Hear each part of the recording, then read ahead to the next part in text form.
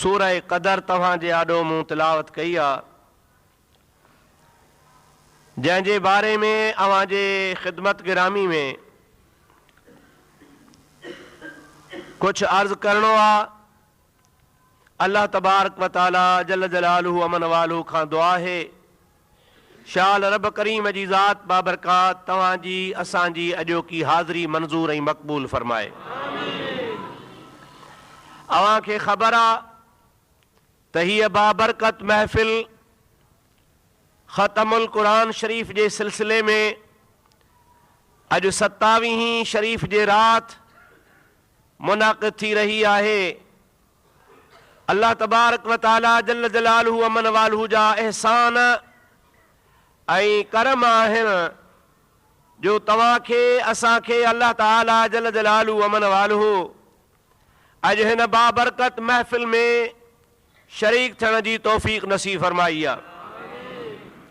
मुंहिंजा प्यारा दोस्तो मुस्लमान भाइरो, रमज़ान शरीफ़ जे पहिरीं तारीख़ खां वठी अॼु 27वीं जे राति ताईं उहे ख़ुशकिस्मत इंसान आहिनि जन राति जो जागी अल्लाह ताला जल जलालुहु अमन वालुहु जो पाक कलाम ॿुधो आहे।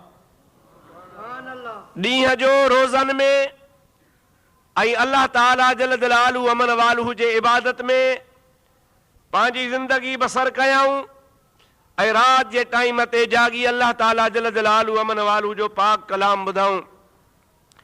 ही अव्हां ईअं खणी सम्झो त क़ुरान करीम जी 12हें महीने हीअ सालगिरह मल्हाई वेंदी आहे जो पूरी दुनिया में जाथे भी मुसलमान रहन था ला इलाहा इल्लल्लाह मुहम्मदुर रसूलुल्लाह चवण वारा जिथे भी आहिनि उन पूरी दुनिया जे तख्ते ते अल्लाह तबारक व तआला जल जलालुहु अमन वालुहु जो पाक कलाम हिन माबरकत इज़्ज़त ऐं भलारे महीने जे अंदरि पढ़ियो थो वञे।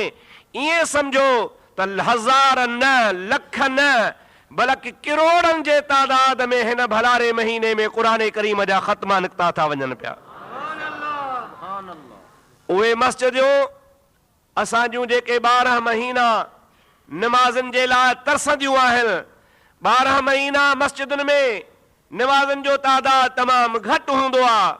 बस उहे माण्हू जेके चंद मुत्तक़ी माना नमाज़ पढ़ण वारा मस्जिद जे अंदरि हूंदा आहिनि, बाक़ी असां ॿिया मुस्लमान गोया छुट्टी करे वेहंदा आहियूं। पर हीअ रमज़ान मुबारक जी बरकत हूंदी आहे जो अल्हम्दुलिल्लाह मस्जिदुनि जी रौनक ई दुबाला बणिजी वेंदी आहे। जेके 12 महीना फिरी क़ुरान करीम खे न वाझाईंदा बि न आहिनि, पर अल्लाह ताला जल जलालुहु अमन वालुहु जे बरकत वारे महीने जे नाज़िल थियण सां अचण सां तशरीफ़ आवरी सां माण्हू कोशिश कंदा आहिनि त क़ुरान पाक जा केतिरा ई ख़त्मा कढूं। मुंहिंजा अदा ऐं सम्झा थो सुस्त खां सुस्त बि को माण्हू हूंदो आहे त बि हिकिड़ो ख़त्मे कढण जी कोशिश कंदो आहे त मूंखे सआदत मिले त मां अल्लाह ताला जो क़ुरान पाक जो ख़त्म क़ुरान पाक जो रमज़ान में पूरो कयो आहे।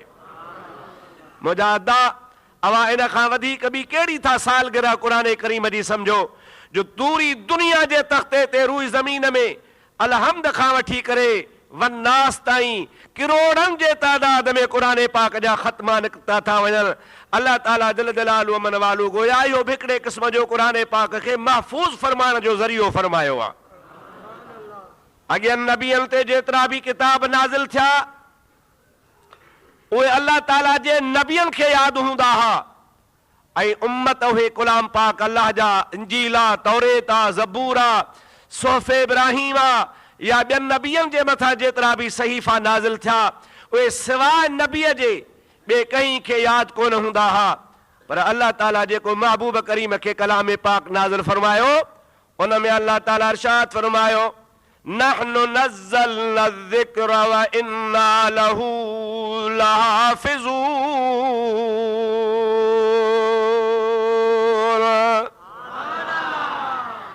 ओ मुंहिंजा प्यारा हबीब सल्लल्लाहु अलैहि वसल्लम तुंहिंजे मथां क़ुरान पाक खे मां रब्बुल आलमीन जे ज़ात बाबरकात नाज़िल फरमायो आहे ऐं मुंहिंजा हबीब इहो नाज़िल बि मुंहिंजो फरमायल आहे त इन क़ुरान करीम जे हिफ़ाज़त जी ज़िम्मेदारी भी मां रब्बुल आलमीन जी आहे। किए थो अल्लाह ताला कुरान पाक जी हिफाज़त करे। और मुंहिंजा दोस्त, मां जीअं तव्हांखे पहिरीं अर्ज़ कयो आहे त कंहिं बि माण्हूअ जे ॿियनि नबियनि जा किताब अॻियनि नबियनि जे मथां अल्लाह पाक जा कलाम नाज़िल थियल हा।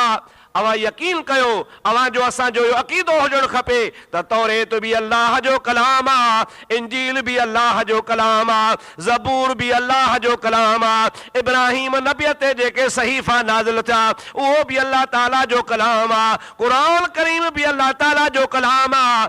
पर ॿिया जेके अल्लाह पाक जा कलाम ॿियनि नबियनि ते नाज़िल थिया उन्हनि जी दुनिया मां ॿोली बि ग़ाइब थी वई आहे, उन्हनि जो असली वजूद त मौजूद कोन्हे।